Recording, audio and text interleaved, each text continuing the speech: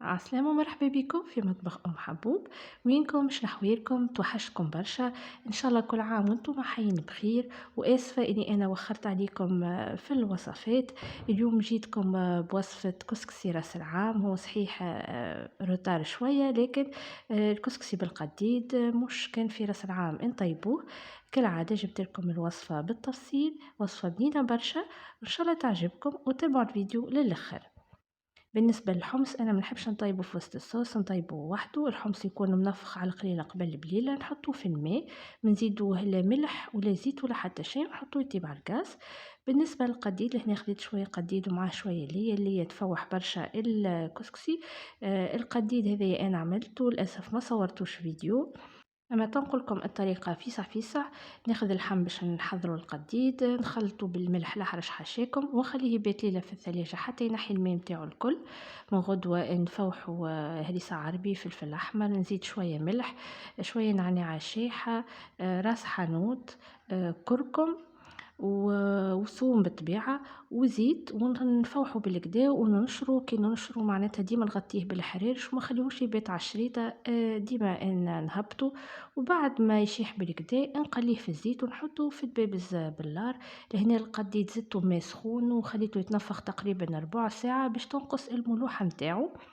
وعلى الغاز لهنا في المقفول نحط شوية زيت، ما نكثرش على خاطر من بعد باش نزيد شوية من الزيت اللي قليت فيه القديد معناتها باش يفوح لي الكسكسي. ونحط قرينات فلفل شقيتهم فوحتهم بالملح ونخليهم يتقلاو.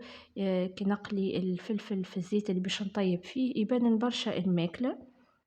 لهنا الفلفل متاعي قاعد يتقلى. توا نخرج الفلفل بعد ما تقلى وننقص في الغاز على الاخر.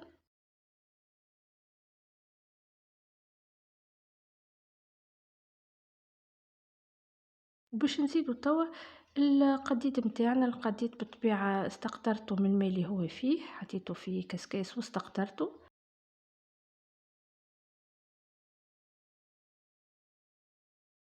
نقليه شوية كيما قلت لكم، القديد ديجا متاعي مقلي بالكدا.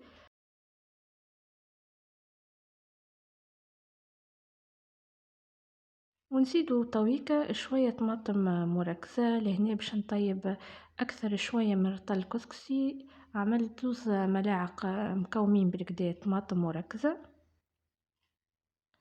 نحط هريسة عربي، اللي ما يحبش يحط ما يحطش، لكن احنا في الشمال بصفة عامة نطيبوا ماكلتنا الكل بالهريسة العربي، تبنن برشا.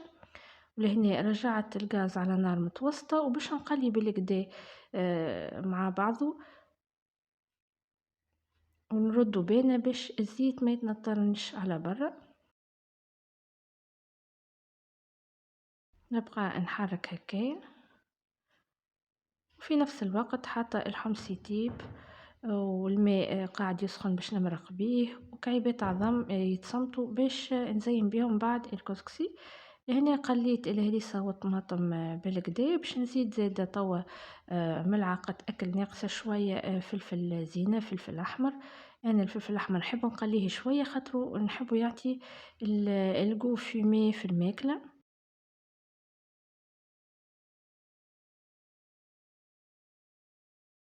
قليو بالكدا ديجا ريحة بنينة برشا. ولهنا باش نزيد شوية روز اختياري، اللي يحب ما يزيدش ينجم ما يحطش، اما راهو يبان برشا ويحرحر زاد الكسكسي. نزيدو نخلطو شوية. وتوا باش نمرقو الخليط هذايا بالماء سخون حتى اللي يتغم القديد الكل. هنا ناقص شوية ماء، لازم نزيد شوية ماء حتى اللي يتغم القديد الكل، ونخليها كيكا يطيب في عقله، ما نبقاش نعاود نزيد في الماء. هكا يكفي. بالنسبة للتفويح باش نحط كان شوية فلفل أكحل وشوية كركم، خاطر كيما قلت لكم القديد ديجا متاعي مفوح بالكدا. بالنسبة للقديد متاعو يشيحو كان بالملح أكهو. ينجم لهنا يزيد شوية معناتها راس حانوت ولا تابل وكروية كيما يحب. وباش نزيد توا لهنا للصوص هذيا فلفل شايح يكون منفخ على قليلة قبل بليلة، ونحيولو الجزء هكا الفوقاني باش يطيبنا بالكدا. ونغطي توا الصوص هذيا ونخليها تطيب في عقلها ونمشي نحضر الكسكسي متاعي. لهنا استعملت كسكسي بكويت مش كسكسي عولة. وباش نفوح الكسكسي متاعي بعواد قرنفل شوية ملح وشوية كركم أكاهو. وباش نزيد تويكا شوية زيت تقريبا 4 ملاعق أكل زيت باش نلف فيه الكسكسي الكل. وهكاكا ما يعجنش وما يتكعبرش الكسكسي كي يطيب يبقى كعبة كعبة. وبالكدا هكايا نلفو حبات الكسكسي الكل بالزيت.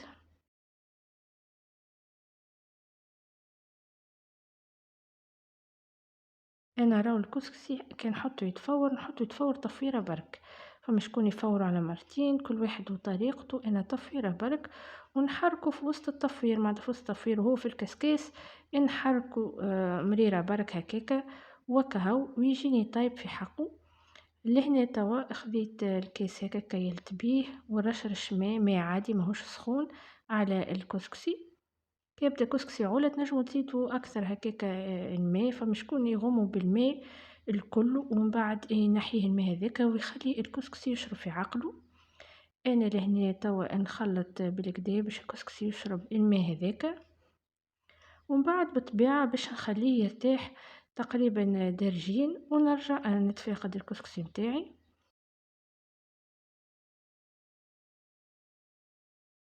بالطبيعة باش يزيد يشرب الماء هكا اللي صبيناه. لهنا كان تلاحظوا الكسكسي شرب الماء هذاك الكل. هكا لصق في بعضه يبس نعاود نحلو بالكدا بيديا.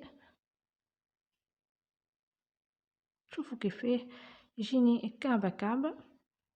توا باش نصبو في الكسكاس متاعنا ونحطوه يتفور فوق الصوص متاعنا بالطبيعة. كما قلت لكم بالنسبة للتفوير كل واحد وكيفاش مستانس، اللي يحب يفورو مرتين كما يحب. لهنا نحطو يتفور كما قلت لكم نرجع نتفاقدو نحركو مريرة. بالنسبة للحمص نتاعنا لهنا بريسك طاب نزيدوه تقريبا ملعقة أكل زيت ونزيدوه ملح وشوية كركم ونخليوه يزيد يغلي درجين أخرين هكاكا تقريبا. ما نزيدوش كما قلت لكم الملح والزيت من الاول ما كانش ييبس وما يطيبناش. بعد ما يغلي درجين اخرين باش نزيدو كميه نتاع زبيب. لهنا زبيب اصفر غسلته بالكدا. دونك نخلي حمص يغلي درجين اخرين وبعد نزيدو زبيب ونطفي ما خليش زبيب معناتها على الغاز وهو يخدم. توا لهنا الكسكسي متاعي تفور زدتو شويه فلفل اكحل، اللي ما يحبش يزيد فلفل اكحل ما يزيدش. نخلطو ونحيو اعواد القرنفل متاعنا هيكم فوحوا لنا الكسكسي متاعنا. اذا فما هكا كتله متاع كسكسي نحلوها تتحل بسهوله معناتها خاطر الكسكسي متاعنا معناتها كيما نقولوا طايب في حقه. ولهنا الصوص متاعنا زاد حضرت الريحه بنينه على الاخر ريحتها قديد. لازم الصوص ما تكونش عاقده برشا كيما صوص المقارونه ومش جاريه برشا زاده متوسطه. الزيت هيكل من فوق رانا باش نستعملوه. لهنا باش نوريكم لاستيس هذيا نحطوه مع الحمص والزبيب بالطبيعة بعد ما نحينا لهم الماء اللي طابوا فيه يعطي هكا لون مزيان ولقة مزيانة.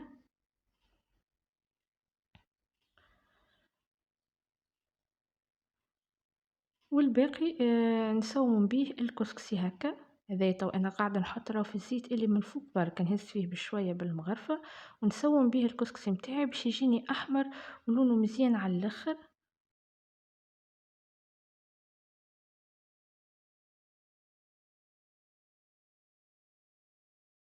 توا نخلطو بالكدا تشوفوا ديجا ملي نبداو نخلطو يعني مازلنا ما سقيناش الكسكسي واللون شوف تبارك الله قداش ولا احمر غامق مزيان.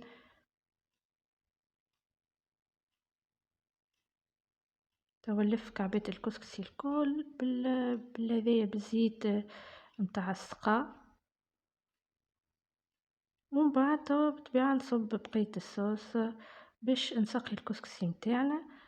دوب ما نحركوه شوية ونخليه يرتاح يشرب في عقله الصوص متاعو الكل. كما لاحظتوا لهنا راني كسكسي ما زدتوش يعني في الصوص الملح على خاطر القديد متاعي ديجا مالح. توا كما قلت لكم نخليوه يشرب ونرجع نزينو الصحن متاعنا. لهنا الصحن زيناه كما قاعدين تشوفوا بكعيبات العظم، قرينات الفلفل، بالقديد، الفول والحمص والزبيب. جاي تبارك الله بنين ومزيان وفاوح. هدايا الكسكسي متاعنا اللي حضرناه، كسكسي بالقديد يعمل الكيف. ان شاء الله تكون عجبتكم وصفتنا اليوم. ما تنسيوش تشجعوني بجميع فيديو، ابوني القناة، ونتقابلوا ان شاء الله في وصفة قادمة.